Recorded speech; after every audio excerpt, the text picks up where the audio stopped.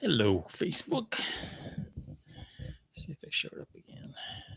There it is. Hey, everyone. Let's go. All right. I'm going to cue up the soundboard here. Go 3, 2, and 1. All right, guys. Welcome back to another episode of Persuasion by the Pint. I'm Jonathan Taylor, along with Sean McCool. Sean. Today, we're going to kind of follow up our last episode, getting into some topics like pattern interruption, but discussing a book that I mentioned on our last episode, Impossible to Ignore, Creating Memorable Content to Influence Decisions. Well, that sounds like an important thing to know how to do.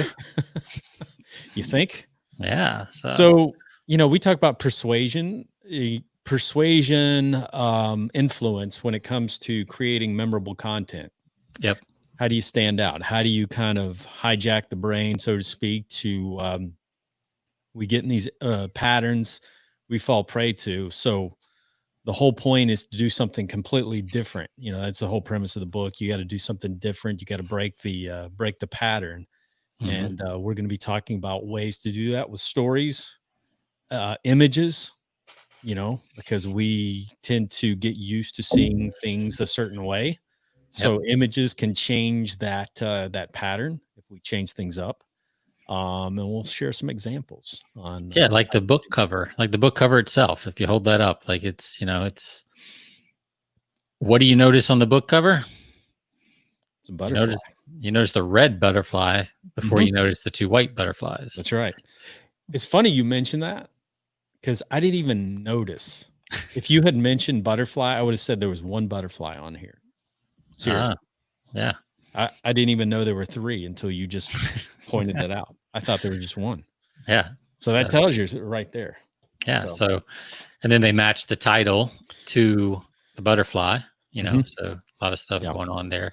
Mm-hmm. A good book cover designer will do that. They'll focus in on one thing or one idea in the book. So yeah, this will be fun. Mm-hmm.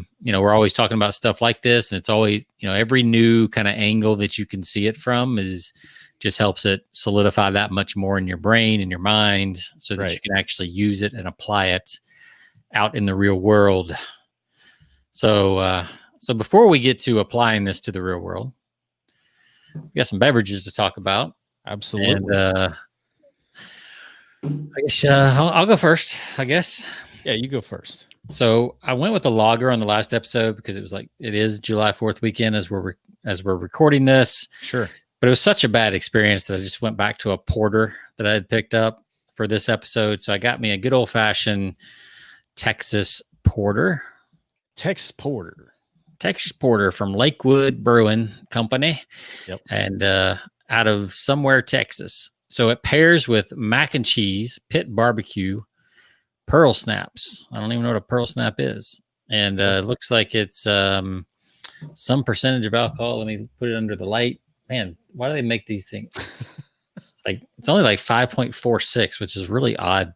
I think technically that's an even number, but 2 in a row under 6. Wow. I know. It's like, So anyway, we'll see what this is all about. I wish I had some mac and cheese to pair it with. I don't at the moment. So that's probably good for podcasting. We don't really want to smacking on mac and cheese during an episode. No, absolutely not. It's not that kind of podcast. There are those out there, right? What are those called? Like the ASMR or whatever podcasts, where it's like the sounds that they get real close to the mic and start whispering, things like that. Yep. Apparently that's like all the rage. So we'll have to do an episode like that. So it's super dark that's a porter. So it's pretty dark. Yeah. Got a lot of glare going on. Not much of a head. And the can is kind of underwhelming. Like we were talking about associations and different things like that. And one of the things, is color. And I had to double take at this can. It looks more like a seltzer can than a porter can to me. Yeah. Doesn't look like a beer at all. It looks like a cheap beer. Yeah. It looks like, it's white and purple, purple, like I think wine coolers and seltzers and things like that. So, that's interesting. I mean, I still bought it. So, but I think it's because the porter is in like the largest font on the can. So Lakewood Brewing is not in Lakewood, Texas. Where are they? Did you look it up? I don't know. Yeah, I don't know where they are. I don't know where they are because I'm in Lakeway, Texas, is where I live. Lakeway. Okay. So I don't know where Lakewood. I think Lakewood is outside of or part of Houston. Lakewood Church, kind of the same thing. Lakewood Brewing. So what do you have over there on the old? All right, I've got a. Hopefully, I can redeem myself. Oh, this is actually out of Dallas, Garland, Texas, which is where which is where Hank Hill is from. Garland, Texas. Hank Hill. Not quite spelled the same, but it's the same place. Don't let anybody fool you. All right. So I have Imperial peanut butter stout. This camera on StreamYard is so hard to find. Like it's really completely backwards from Zoom and everything else. But I like is that like Donkey Kong or is that a guy? What is that on the can? It's a gorilla with it is Donkey Kong. I thought it was a football, like an old school football helmet at first, like the old leather. Yeah. But it's actually it looks like he's wearing a busted coconut or something on his. So I don't know. Of course he is. It's weird. But again, pattern interruption. It caught my attention. Yeah. So does it have elements of coconut? Is that why he's wearing a coconut, or does it not say? There's no. It says nothing about coconut. Okay. So, because I know a lot of those milk stouts will have a little touch of coconut or whatever. Yeah. It's maybe it's coconut milk instead of regular milk. I've had a peanut butter, like a peanut butter stout, but I don't think I've had an Imperial peanut butter stout yet. It's going to be rich. Yeah. That one may take a few sips, but most of the peanut butter stouts I've had need a little air. So you might want to get open in that thing. So again, this is Tailgate Brewery, and it's 10% ABV. Goodness, that's 2 in a row for you for 10%. Strong day right there. Well, the last one I had was a waste. A waste of ABV. But this one looks very nice. Look at that head. Well, you thought the last one looked good too. The way it popped out of the bottle and all that stuff. Oh yeah, the way it came out. The color wasn't great, but it was yeah, that looks good. Super hoppy. But all right, so cheers. Give it a try.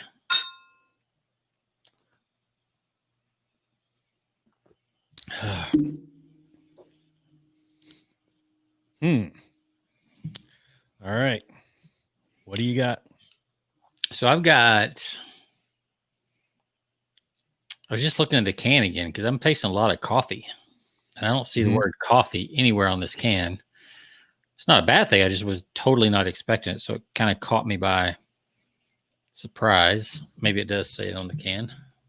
Put on the old bifocals or the old spectacles. It says, we've cooked up a unique blend of malts from the heart of Texas that makes this beer roasty and complex, but still easygoing. That's a real deal Texas porter, my friend. All right. So I'm tasting the roasty. I thought it was coffee. Apparently it's just burnt, whatever it is. Kind of like the one I had last week, burnt coffee. That's all. Yeah. It just tastes like like they over roasted the hops. And maybe that's what they did with, when I was in high school, I worked at Wendy's. And this is going somewhere. Yeah. And I was the grill guy, so I was doing the hamburgers. And whenever your hamburger got too dried out, there was this little slot on the grill. Mm-hmm. And underneath the slot, there was a 5-gallon bucket. Mm-hmm. And you scrape the overdone burger into the 5-gallon bucket. Right. And then at the end of the day, that becomes the chili meat. Oh, gosh. All the burnt hamburgers become chili meat at Wendy's. Killed Wendy's right there. I mean, you boil it for like 2 hours after it's crazy. Like the whole process is just insane. But so that's where all the overcooked burgers from Wendy's go. They go into your chili. So if you like well done burgers, then and that's why you only pay 99 cents. yeah, because it's literally they're like, oh, we don't want to throw all this stuff out. What can we make out of it?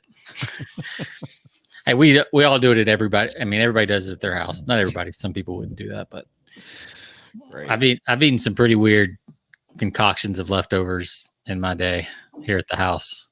Mm-hmm. I like to do the KFC bowl kind of thing, like throw a little bit of everything in a bowl, microwave it, boom, you got a meal. Absolutely. Like a week's worth of leftovers all thrown into one bowl. It's amazing. So, I don't know, man. It's that's my third sip. How's yours? I don't have a score yet. I'm gonna give this a solid 4.2. Okay, that's pretty good. It's really good. I love the peanut butter. Is you can taste. I'm a huge peanut butter fan, so you can taste that. Hits you right away. Not too sweet like a lot of imperial stouts are like overly sweet. Right. Not too sweet there. Has a nice balance. So good aftertaste. Notes are solid. So I'm going to give it a 4.2. Yeah, I think I'm going to go like a 3.5 on this. It's decent. It just I don't want to overjudge it because it wasn't what I was expecting. Mm-hmm. I was expecting a little bit sweeter, and it was just it's almost like, if you get kind of a smooth, sweet whiskey compared to like a really smoky whiskey. Like this just came across really smoky and roasty. Right. And it just kind of hit me hard. But as I sip on it, it seems pretty good. So I give it a 3.5, 3.25, 3.75, something like that. Okay. 3.5. 3.5. Like a 3.5. Yeah. We'll give them 3.5. 3.5 pints. All right. Yeah. Cool. Also got to mention our sponsor, which you can find them. Obviously, I clicked on our banner up here. Nope. Craft Beer Club, the original Craft Beer Club, and they are our new sponsor. You can find out more. They offer exceptional craft beers from around the country and deliver on a monthly basis, or you can order individually. These are perfect gifts for, like I said, I've used them for customers, like holiday customer, end of the year. I send them out to a bunch of clients and customers, gift cards and things like that. You can sign up for a monthly, like a monthly program, and they give you like assorted craft beers every month. Obviously they pick some of the best stuff out there. So if you want to learn more, you can find out more by going to persuasionbythepint.com/craft beer. Good stuff. Hey, I want to say hello to somebody tuning in on the old Facebooks. Bram Spirio. Bram from capitalism.com. My days there. Back when I was a capitalist. Still a capitalist. He thinks you're a mouth breather, Sean. I don't even know what that is. Like I'm not even sure what to say to that. Like I'm just not. I don't. You shouldn't. If you had your mask on, you wouldn't be a mouth breather.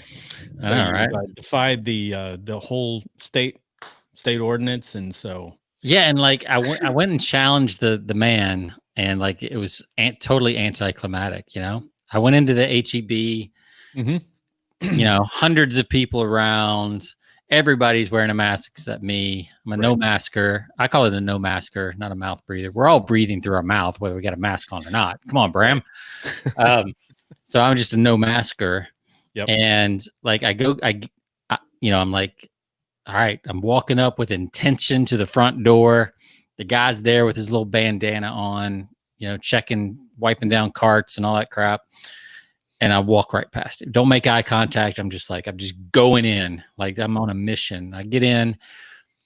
Place is packed because it's 4th of July weekend and everybody's going to get all the stuff because they can't go out and go anywhere. Sure.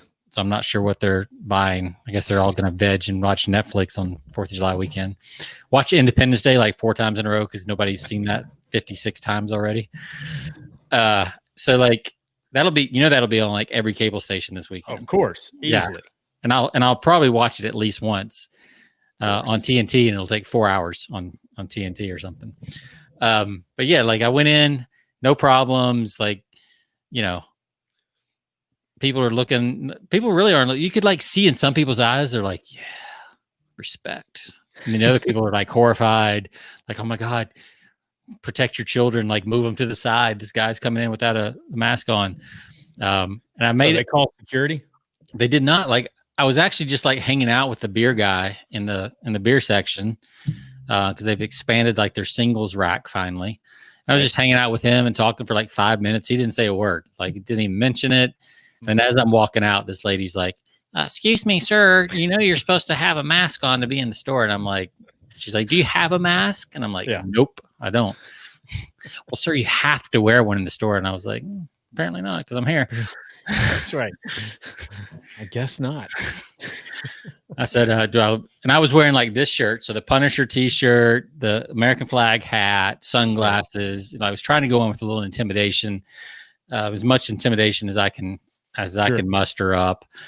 And, you know, she had nothing. Like, she was like, I'm not intimidated at all by you, man. She's, you know, older lady. She's been around. She's like, I'll call anybody out.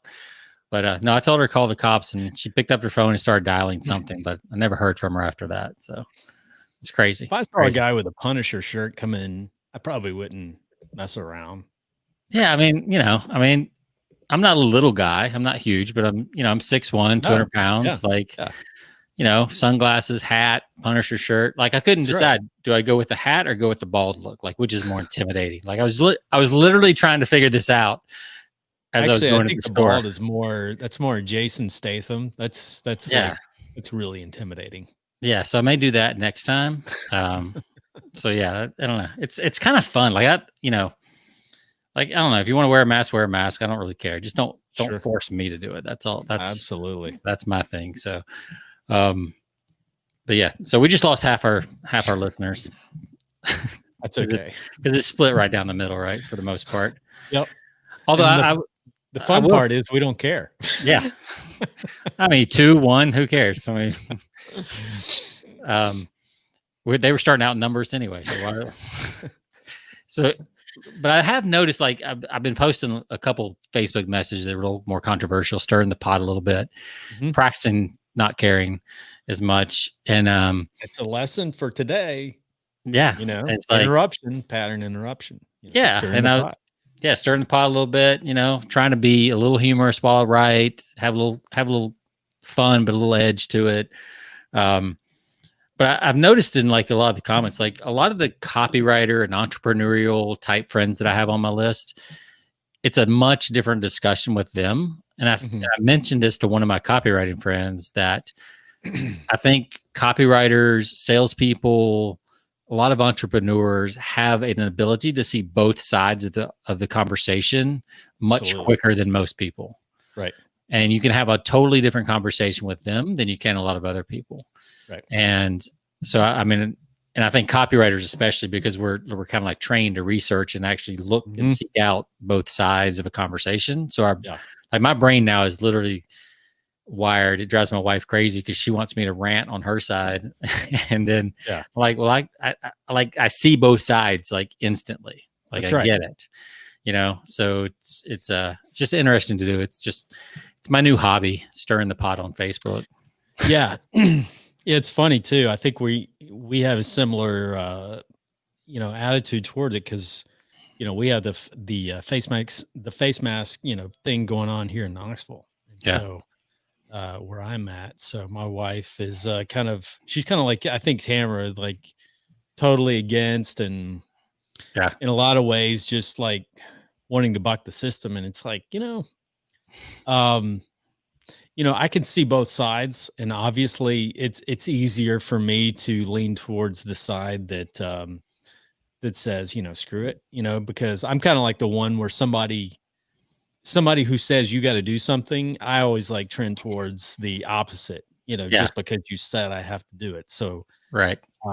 I like to be a rebel by nature, but I also like to measure the cost and like weigh things out. And it's like, you know, there's certain hills you want to die on, and certain things you don't want to die on. But but I think it's kind of interesting times where you're either on one side or the other. And what's fascinating from a persuasion standpoint is how the media plays into this, because the media, basically what happens is the media pretty much assigns, in social media, assigns two sides. So Right. you're either on side A or side B. So there's Yep. no middle ground. So if you have a conversation with someone, it's hard to really get into a serious conversation with somebody on Facebook, because obviously, for obvious reasons, it's just ridiculous. Yeah. Things just gravitate towards insanity. But the fact that you're either put in two categories is ridiculous, because, I don't fit the mold of either category. Yeah. I try to be an independent thinker, but today's media, they don't want you to be like that. They want to kind of fit you in one of two, either A or B categories, and that's it. Yeah. And on the last episode, Felix talked about, he's like, that's actually how our brains are wired, though. They're actually wired binary. So Sure. so the media knows exactly what it's doing. Like Right. it's appealing to the binary nature of our brains. Absolutely. Yeah. And if it's flipping the switch one way, then it's going to activate, like we've talked about before, like the people that are in the on position, like with whatever the media is talking about that week, is going to, they're going to be in agreement, and it's going to reinforce their worldview, and they're going to be pretty much happy. Right. But then the other side that you flip the switch on, they're going to be completely opposite. So yeah, it's all by design to stir up and create argument and all that kind of stuff. Yeah. Because what does that do? That lengthens out the conversation, and it keeps an audience longer. Yeah, absolutely. And you can see, I mean, I posted a Facebook, post last night. It just went crazy. I didn't have to do most of it. Like, it just went on its own. Like, it certainly did. It's crazy. So, but, and it's just fascinating to watch. So, especially when you kind of look at it with that eye of persuasion and influence and what's going on and all those kind of things. And then it really confuses people, because I love to go in and just like make fun of my own answers and my own reasons for posting. And it just totally throws people, because I'm not really good at that. You're really good at that. And I think that anybody, like as a trained marketer or a trained copywriter like yourself, or either a trained hypnotist or somebody that learns about persuasion, that's one thing you need to do, is like go in into, I like to diffuse things a lot of times with humor, and then taking the complete opposite side. So it can totally diffuse things, immediately, if you have. Well, I mean, do that. Yeah, it's what we were going to talk about today. It's like it's a type of pattern interrupt. If I post one side, and then somebody says, "Well, you don't have any facts. Why did you post this?" Like, I don't know. I just wanted to post it. I don't really have a reason. Like, that totally throws people, because it's a pattern interrupt. Yeah, and it settles them down, and then you can start to have a different conversation. And my wife and I were talking about it last night. There's one thread that she was involved in, and it just kept escalating. And I jump in and I start using some of this persuasion and other stuff. And you could just see the tone kind of settle down and actually open up just enough crack in that person's brain. Yeah. To like insert a little bit of an idea. And now that person will never be able to like not see that part of the argument again. Sure. Which is my intention, right? I want to move them a little bit this way. Like, I know I'm never going to get somebody to go from A to Z, right, in one conversation. Probably, it's just probably not going to happen. Exactly. But I can like create a little bit of reasonable doubt. And I think that's the difference. Like, if you're willing to go with reasonable doubt as opposed to having to win outright, I think you can get a lot further in these types of arguments, in these types of conversations. But it's got to be super like subtle, and you got to give a little ground to get a little ground, like that kind of stuff. And that's the fun I have with it. It's just kind of fun. Yeah. And to keep me humor, if you're humorous, humor is very persuasive. So if you can inject humor into something and really, again, like you said, pattern, disrupt the pattern there. Right. With something it's so serious. Yeah, because it's so serious, and all of a sudden you throw a little one-liner in there, and people are like, "Whoa, what's going on? I thought we were fighting. Why are you making jokes?" That's right. Just totally throws people off. Right, calms them down, and so I mean, that's a lesson in and of itself for pattern disruption. Yeah. So you mentioned a couple chapters you wanted to point out in this book. And the book is, since we mentioned it like 20 minutes ago now, Impossible to Ignore, Creating Memorable Content to Influence Decisions, AKA the Red Butterfly book. And you mentioned like you wanted to dive in to like chapters 7 and 8. Yeah. Or 8 and 9, whichever. Or 8 and 9. Oh yeah. Those two. Yeah. So I mean, this is I would recommend, this would be, and I've had it, like I said, we were talking before the show, I've had this book on Kindle for like 2 years. And as with a lot of, I probably got, like you, Sean, probably 1,000 books on Kindle that you just click by nature. Mm-hmm. You know, you click and you add, and then you forget to read. Yeah. And so I hear about this book like 2 weeks ago, or maybe it was a little over 2 weeks ago. I'm like, wow, I need to read that. And I'm like, wait a minute, I think I bought that book. So it, obviously, you do a search on your Kindle library and it comes up. But as you said, I hate reading Kindle books. So if I find a book is very important and significant and I hear other people talking about it, then, I go a step further from ordering it on Kindle and then buying the physical copy, which I did. And so I've been going through this thing, just underlining, tearing it apart. And it is so good. So there's one chapter in particular I want to talk about. It's called, Become Memorable Through Distinction. And so what it talks about in that chapter, the whole book, the whole premise of the book is how do you, it's about pattern interruption. How do you interrupt people who are, whether it's from a business presentation, whether you're marketing content online, if you're Facebook, Instagram, I had Ben Blackman, he was on one of my other podcast shows this morning, and we were talking about Instagram marketing. And we were talking about like images, how you interrupt patterns. Everybody's trying to use the same images or videos or stuff like that when they're running ads. How do you do something different, completely different, out of the ordinary to kind of interrupt that? Because people get primed to see the same thing over and over and over. Yep. And in this one particular industry podcast that I do on a regular basis, it's easy to fall into a rut where you're putting out the same images, you're putting out the same content on a regular basis, and they think that works. And so we were just talking about ways that you can change that up. And so pattern interruption can be images that draw your attention. It can be, like we talked about on the last episode, intentional mistakes that people make, where you misspell something, where you say something that's completely wrong that draws people's attention to it.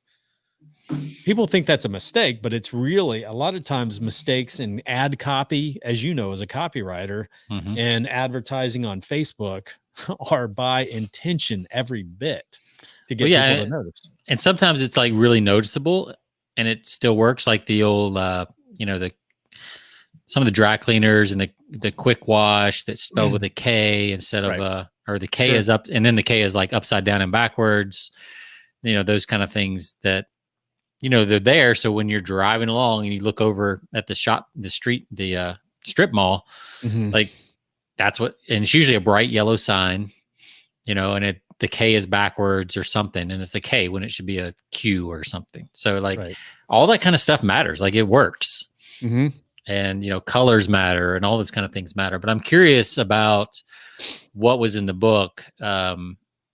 The subtitle of this chapter is How to Stay on People's Minds Long Enough to Spark Action.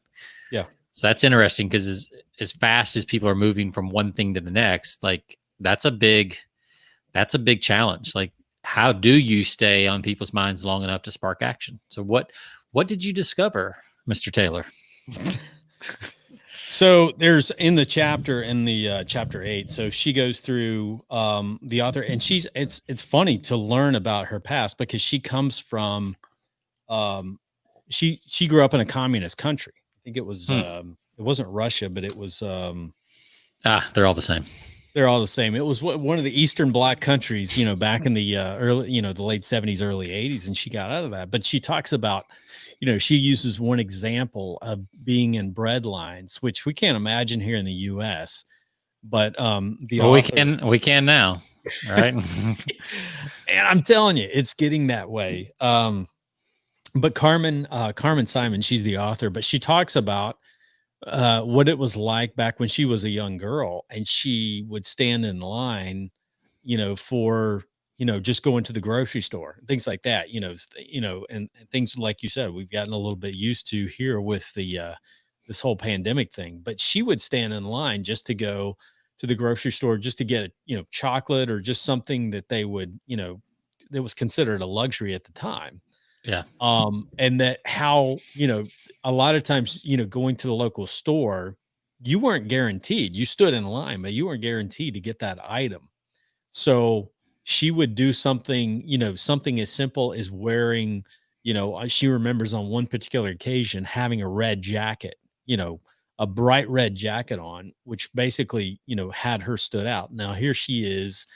I think she was probably 9 or 10 years old at the time, but she was standing in line wearing this bright red jacket, and the store clerk notices her. She's like, we're going to stop up to, that girl, wearing the red jacket, so it drew attention. She was able to, obviously standing out at the time. It kind of makes me think of, ways in which you kind of wear, what you wear today gets attention. We talk about, our friend Tim Davis, he does the loudmouth stuff, and he does a lot of that by nature, by design. And I think he does it really well, quite honestly, is because, he does that a lot in his presentations, where he wears these jackets. People remember that stuff, remember a lot of his presentations. They remember him for sure because he's wearing like something completely different. So it's kind of a pattern interrupter, where normally they see somebody that's wearing a traditional jacket. Somebody that speaks just a traditional blazer and, khaki pants or whatever. And then here, Tim comes in with something completely different. Yeah. And so people remember that. So yeah. And it's like Matthew Lesko, we've talked about with the money, the money suit, and, Rudy right now with, that I'm working with, he's doing a promotion right now for 4th of July, and he's got the full over the top 4th of July get up for his ads right now. He's got the USA top hat, and he's got this weird shirt that's got like wings on it that have flags coming off of it. I mean, it looks like he looks like a used car dealer, but the fact is, like, when you scroll through the feed, like, you notice it and you stop, and then you find out about the sale and all this stuff, and it works. And most people, the thing is, most people, and you don't have to be that over the top to get noticed. No, but the fact is, most people aren't willing to do that. Most people don't want to stand out at all. I remember I was in Portland in January and visiting a friend up there, and I was sitting down in the lobby of the skyscraper or whatever, the condos that they live in. And it was fascinating because, like, this is mostly this high rise has mostly like 20 somethings, graduated college, up to like maybe mid 30s, a lot of singles, couples, young couples, things like that. But I was sitting down there, I was on a call, and watching everybody like come out for rush hour work. And they were all, they all walk in Portland. So they were all coming out of the building, but I swear, every single one of them was wearing the same outfit. Like, it looked like somebody just let a private school out. They were all wearing like black pants, a gray shirt, a black raincoat with a black backpack. Like, didn't matter if it was male, female, like, they all had the same basic stuff on. And it's crazy. And like, so yeah, none of these people are going to stand out when they're walking down the street. And that's what most people want. That's how people, there's some safety in that, of like blending in. And I think, we talked about the mask earlier. I think there's a good percentage that are just doing it because they don't want to be the ones that are not doing it. Right. So that's to your advantage as a marketer, is to know that, companies are owned by people. And most people don't want to stand out. They want to fit in and look cool and polished and everything else. And if you're willing to be a little silly, if you're willing to be a little, bright, you're going to stand out, and it's going to catch attention. You just got to find the way that fits your personality. That's right. You don't find anybody on YouTube, like, like people that are making a lot, doing really well in terms of YouTube platforms, you don't see them being like bland. No. They're doing outrageous stuff. And so, you know, if that's not your personality, then don't be that. But you know, you can find, like you said, you can find ways of breaking up the pattern and standing out in different ways. You don't have to dress up like a, you know, if you don't, Unicorn. yeah, like a unicorn.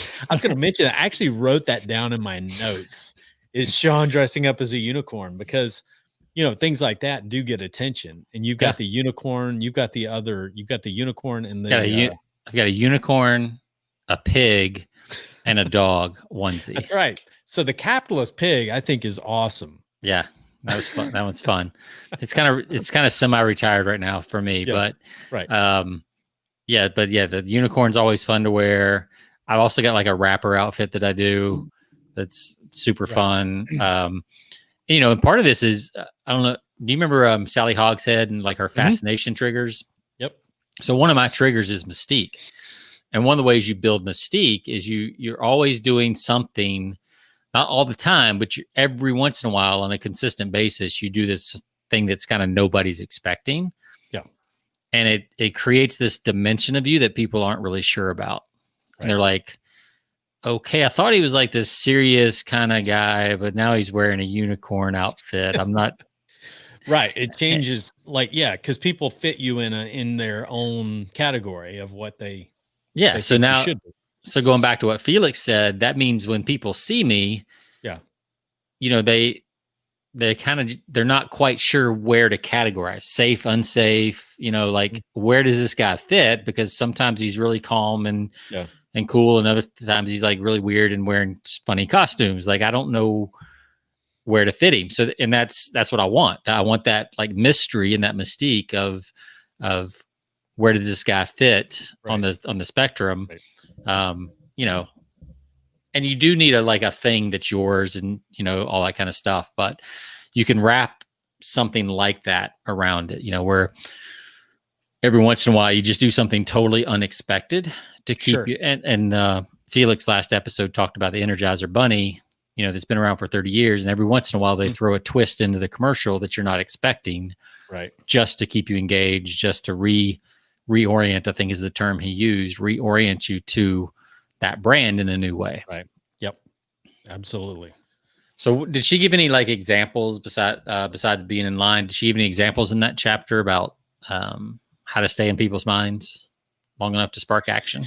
Yeah. So there's a number. So it's like, I'll go with the, so she breaks it down into certain section of the chapter where one is find ways to create distinctiveness using a human approach to business. So there's the visual, which we talk about, you know, the image wise, you know, whether you're wearing something different, you're dressing up something, you know, a certain way, you're wearing a red jacket, you're wearing a pig outfit. Then there's the way of, you know, if you don't want to go outlandish like that, then there's the way of like creating kind of a distinctiveness using kind of a human touch, a human element to that.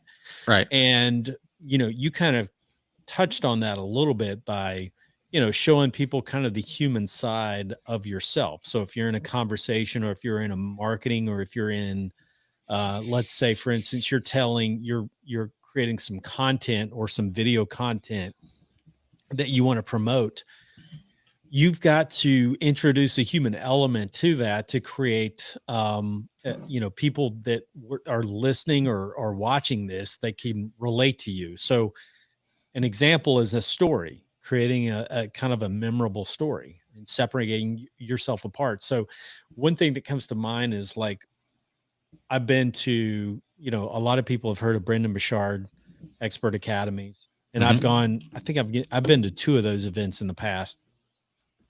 They're really good.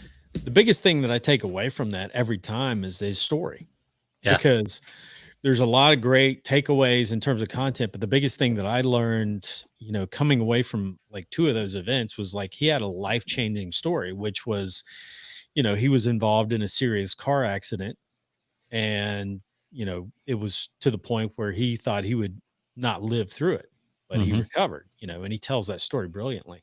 Yeah.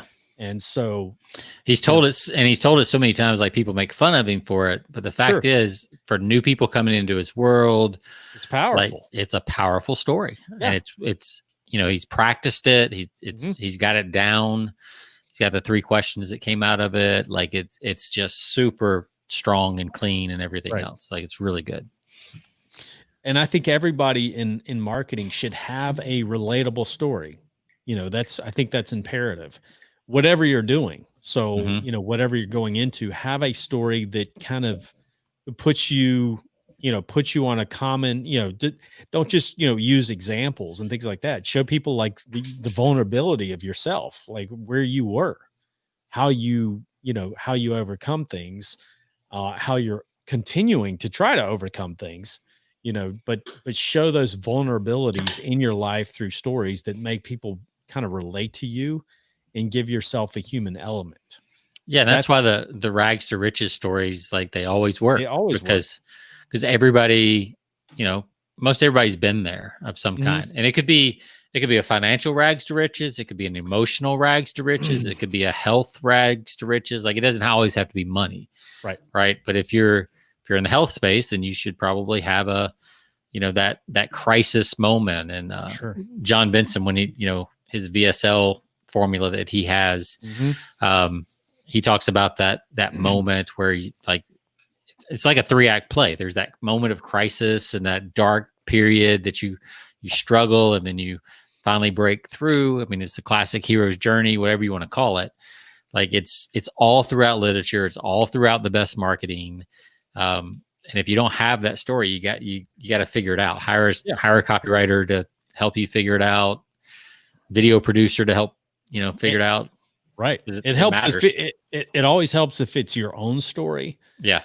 But it doesn't always have to be your story. Right. Yeah. Robert Greene is really good at that. Yeah. And of course, Ryan Holiday, because he wrote for Ryan Greene. I mean, what was his name? I said Ryan Greene, but anyway. Ryan Holiday, he uses a lot of historical examples to prove his point. Sure. So that's a really powerful way to do it too. You're right. It doesn't have to be your story. Right. But you do need to have well-crafted, very intentional stories to help. So we've got looking. I was thinking crazy. Ryan Holiday, Robert Greene, right? Right. Robert Greene. Yes. Yeah. So Ryan Holiday used to write for or research for Robert Greene. Yeah. Yep. So that's why their books seem similar, because they kind of are. Sorry, you're my dog. Right. They use a ton of powerful stories throughout. I love Robert Greene, reading a lot of his content, because like he's got the, he's got his whole series on power, war, I think, he's got like a three volume series that he promotes, but a ton of stories in there. None of those are his. And one of my favorite books by him is the one that he talks about where he references 50 Cent, which is the 50th Law. The 50th Law. Yeah. 50 Cent. Yep. So he's using this the whole time throughout this book. So powerful. The whole book is like, it's a story, but it's not his story. It's the story of 50 Cent. Yeah. So, but he's still using that book to, obviously to get the point across and to, persuade his audience. Yeah. So finding the stories, looking, finding that kind of your look that maybe is a little different, if you're willing to do that. And, sometimes that's just really good design. You find a really good brand designer that can help you kind of pull out your own. My friend Kay Putnam, she's really great at this. She's a brand psychologist, and she makes sure the font and the colors and everything are like resonate with you and resonate with the people that you want to go after.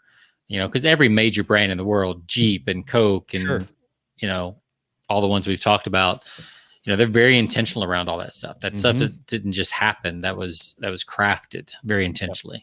Yep. All right. So, chapter 9, you said, I got a couple more in chapter. Oh, okay. My bad. So here's one more thing that you can use. It's called enable self-generated distinctiveness.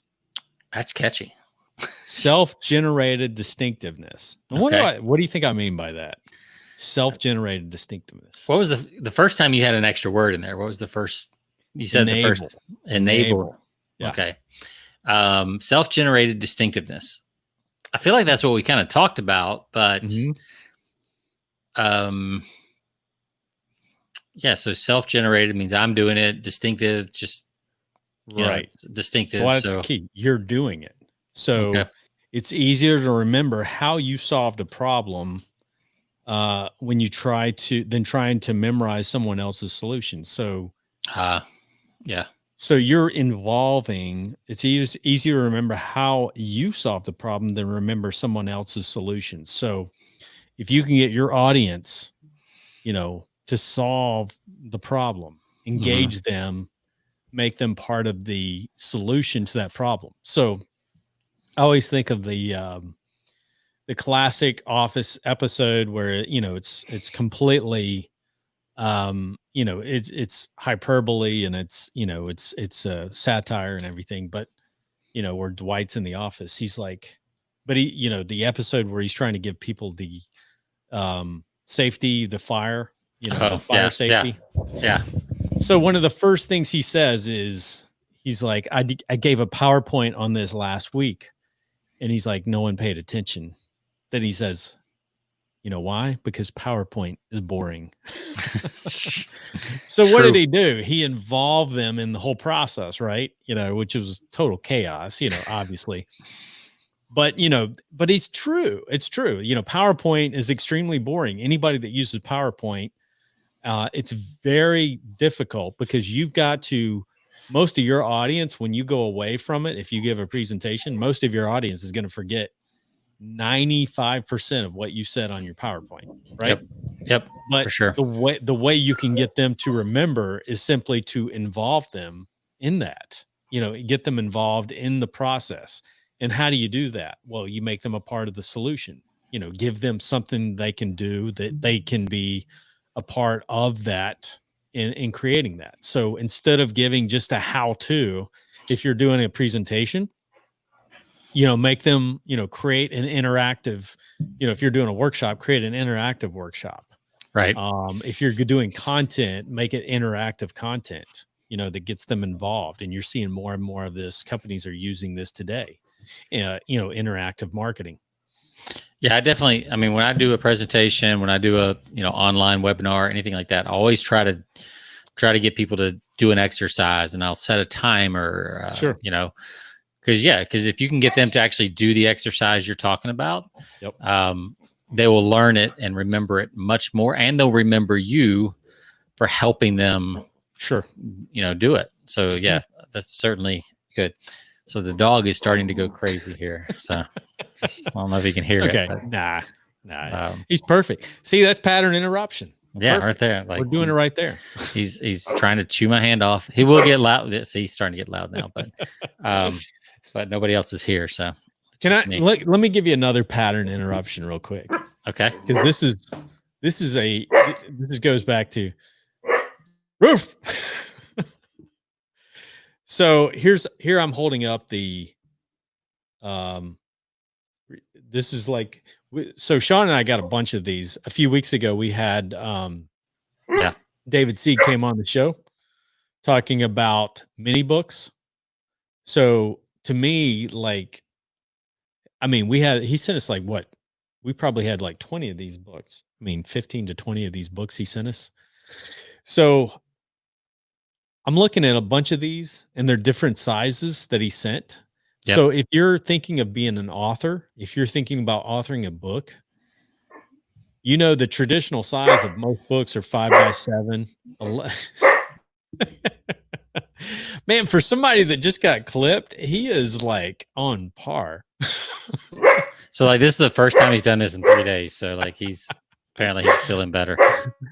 Hey, heck yeah. So the whole point, look at this. This is like different. This is a small book, and it's totally different. I mean, it's completely different size. So if you wanted to get attention, this is a great way in marketing or, persuasion, like completely to do things completely different.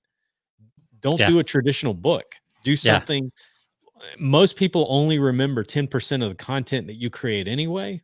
So why not purpose your content into a small book, like a mini book, and market that in a completely different way than doing the traditional. Everybody wants to be an author. Well, all books look alike. You go to the bookstore, every book looks alike, but you know what? This book is different. Yeah, for sure. And some of the other things I think you can do to stand out. Some of these are after the sale, but Yep. you mentioned Ben a couple times, and no, he just started a new like gift box that he gives to his new clients. Yep. And it's got like a mug, and it's got like a couple books that will help them with their business that have nothing to do with his service. Like it's just different stuff. Yep. And this dog is eating my hand off. So, so here he is. A wrap. Hey there, buddy. So like he does that. He gets like jealous, and all of a sudden he's getting wild. But anyway, we can edit that part out. So we're good. It's good. We can we can continue on stories. Like we can follow up next time on the stories, or we can we're already at like 50 minutes, so we can probably do the stories. I'm going to get the book now that you've talked so highly about it. So I'll have some stuff read by next week. Awesome. That's awesome.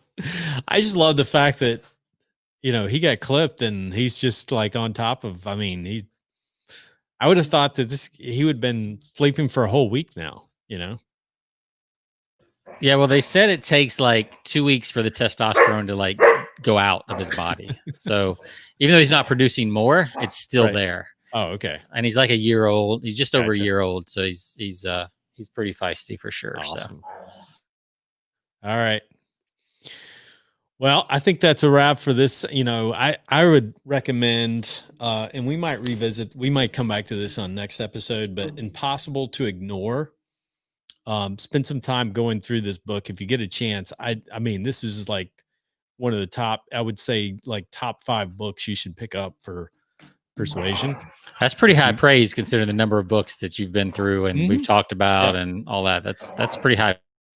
It's right up there with Win Bigly and a few others that we've discussed recently. But I would say Win Bigly and Impossible to Ignore, and then Cialdini's influence. And Persuasion too. I would add Persuasion to that list, but those are pretty significant books. Definitely worth going through. You can get the, I think on Amazon, they actually have the summary too. You can get the summary of the book as well. So, wow. Okay. Ow. So while Sean's getting eaten alive, I'll go ahead and close this out. But as always, thanks for listening, guys. Appreciate you listening. You can find us always over at persuasionbythepint.com. You can find us on all of your social media platforms and podcast platforms. Again, you can find us, as we mentioned last episode, we've got a new Facebook group. You can catch us over at facebook.com/groups/persuasion by the pint. Join the group, and totally free. And we'll be putting all of our live feeds onto that group, and as well as some other content as well. But thanks for listening, Sean. Hope you survived the afternoon. I think I will. He'll calm down as soon as we get off. That's how it works, right? So, of course, always. If you're watching the video, you can see him right there in the background. He looks possessed at this moment. So. He does, man. His eyes are like completely lighting up. He looks like he's in a trance. Come here, buddy. Come here. He's like, I just want some food. I think it's dinner time or something. I think he must be. Yeah, he's like getting your attention. Like, hey, yeah, the drugs are wearing off. Something, I don't know. So it's all right. All right. Well, good stuff, man. All right. Thanks for listening, guys. We'll catch you next week. See ya. All right. In broadcast.